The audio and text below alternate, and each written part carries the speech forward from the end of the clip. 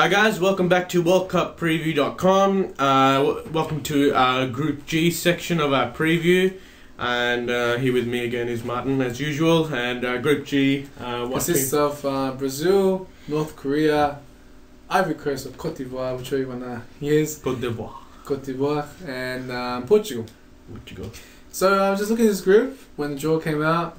I mean, it had death all over it. Everyone's saying group of death, and it is one of the groups of death in my opinion. The other one was the Germany group.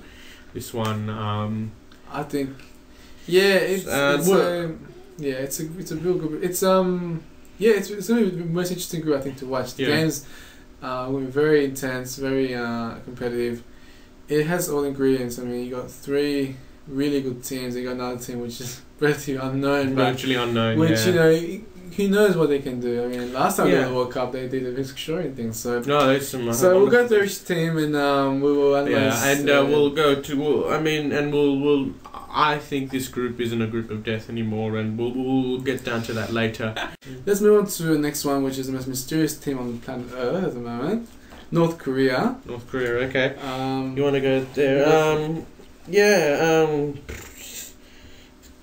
They've got this natural defensive game which will help them in this group of death because they're up against all these tough teams. So the country itself is very defensive. yeah. I mean, so this comes out in the style of creating football, nuclear weapons to defend themselves. I mean, it's all part of the culture. The culture thing.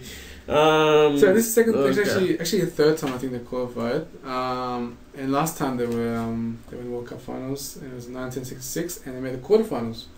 And if you remember, 1966, Italy. In that quarterfinal, they beat Italy, yes, and that's why they're all excited in 2002. They're like, right. We beat you again. Well, albeit that was the South, it wasn't the North, but and it happened, and they beat them again. So pretty much in the quarterfinals of 1966, and if you remember in that quarterfinal, they were leading 3-0 against Portugal, against a great Portuguese team led by Eusebio, but then Eusebio single-handedly pretty much brought them back and won them the game by scoring 4 goals.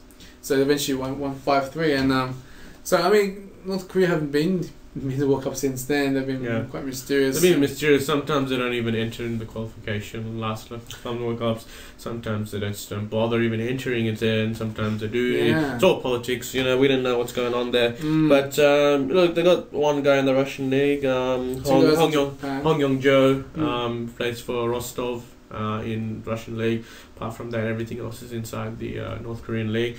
Shouldn't be a problem for any other teams, but you know you can't scout these players. You can't scout North Korea. You have to just watch DVDs. And there's not much footage on them. Just the Asian qualifying campaign, which they did quite well, but pretty resolute defending and. So as I said, most of the players play in North Korean league.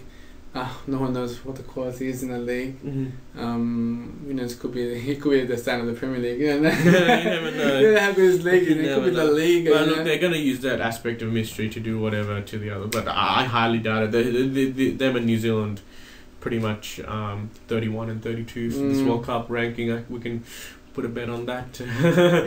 You think they'll be open to interviews in the Korean players? So things if a camera guy comes, a news reporter comes up to them and asks them for an interview, you think they'll be willing to give an interview?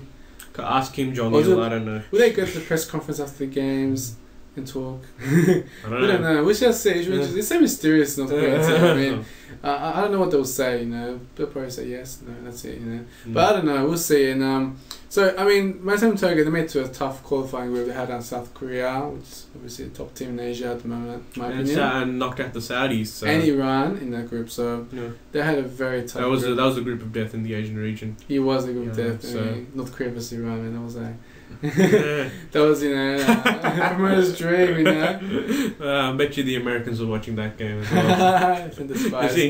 Just sending the spies there. Okay, so that's that.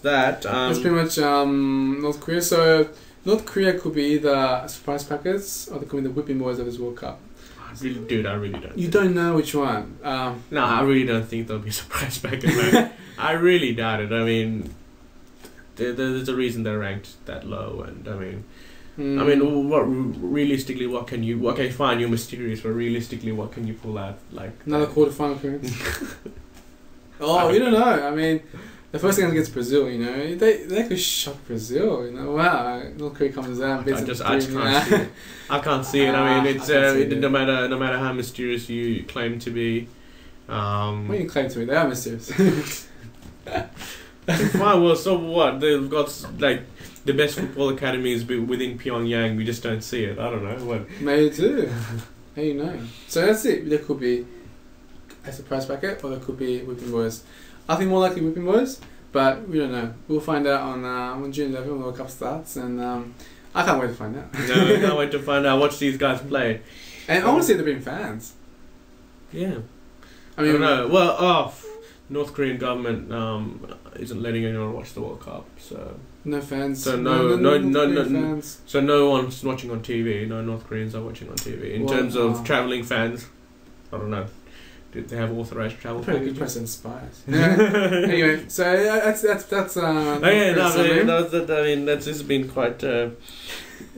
Most of very educational. Very educational. Off the field discussion.